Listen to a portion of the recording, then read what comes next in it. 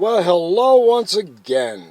Welcome back to another Haphazard Universe production, riveting and exciting, with your host, Lance Renard, driving cab for Blue and White Taxi.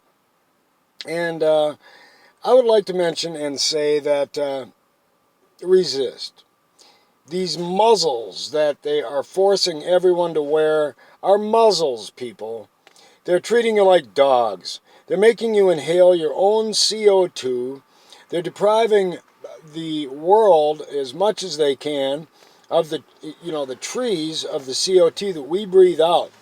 We are a copacetic unit.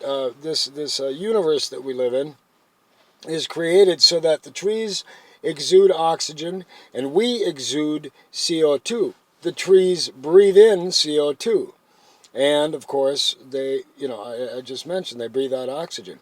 So this is a copacetic universe that's being messed with by the controllers, by the ultra-rich, and treating us being the people who aren't ultra-rich, the millions and millions of us, realize one thing. We are the many. They are the few. If we refuse to do what they tell us to do, they can't do a damn thing about it. I was speaking with the sheriff in Wright County, Minnesota, and told him that I am on sovereign duty, sovereign operation, which means I don't take orders, and because I don't get a paycheck. And he looked up at me and said, well, he's not shorter than me. I mean, he dropped his head and then kind of looked up and said, I wish I could do what you're doing. And the fact is that he's got to take orders or he loses his job. He loses his paycheck. I work for the people, for the good of the people. I aid and assist the people. And this is aid and assistance. This advice that I'm giving you is to resist these muzzles. Quit wearing the stupid things. And tell people, you're breathing in your own CO2. You're making yourself sick. You're breaking down your own immune system. Get people to be aware of these things and then advise them to just resist the stupidity that the rich are paying for. I mean, if you look at all the plexiglass that was put in across the nation in every city, in every state in America in the same week, the plexiglass that takes to put in to implement is mind-boggling, the amounts of plexiglass that was all pre-cut, preset, and ready to go. Well, why would that be? Because it was planned. It was a pre-planned detail. A couple of months ago, or a few months ago now, the President of the United States, Donald J. Trump, signed his power over to FEMA. All right? And in that meeting, if you can find it, I can't find it anymore, but in that meeting, Trump stepped back. Well, first of all, he stepped up to the podium and he said, thank you for letting me be your president. It was really nice to have been your president. And he put everything in past tense because he signed his power over to FEMA.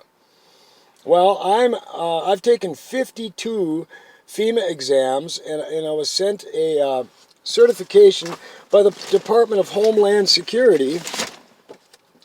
Certification, Department of Homeland Security, right? Saying that if you want to pause and read this, if the camera will let you, it was reaffirmed through the completion of the Emergency Management Institute's Professional Development Series, a commitment to standards of excellence in emergency management. All right, and this is a certificate. So this is certification. It doesn't show my level of training.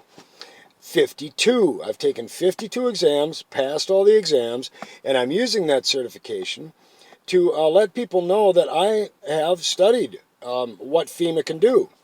So after the president said, thanks for letting me be your president. It was great to have been your president. Now I'm taking off.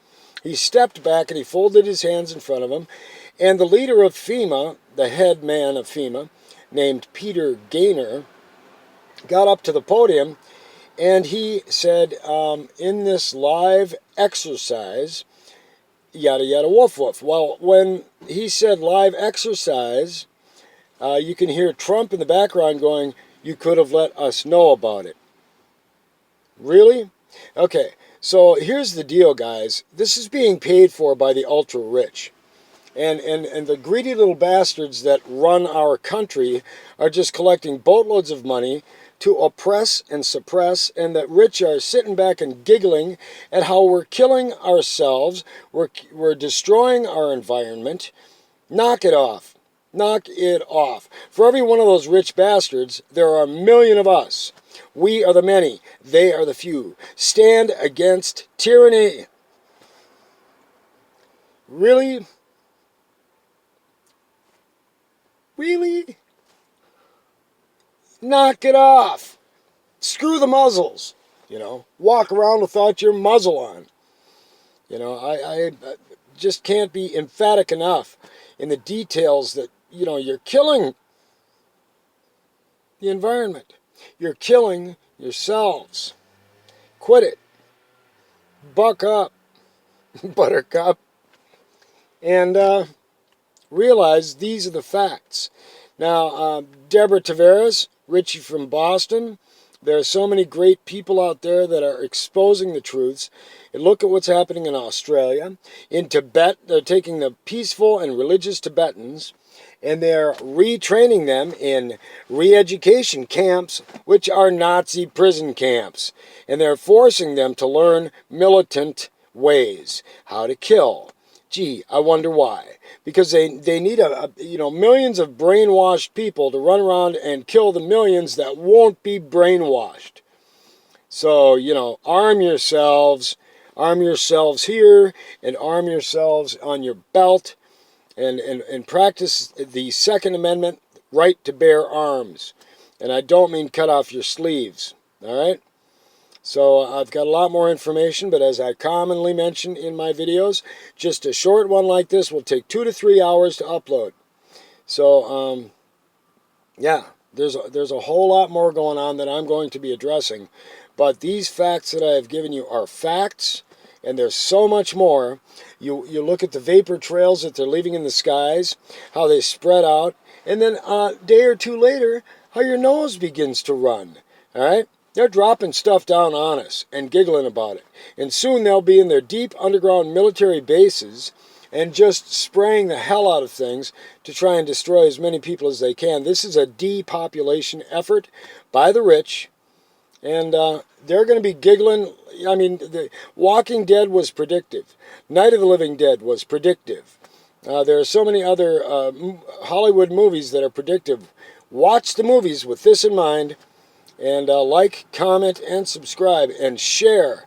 Get this word out. Thanks for playing. Talk to you soon. Love you.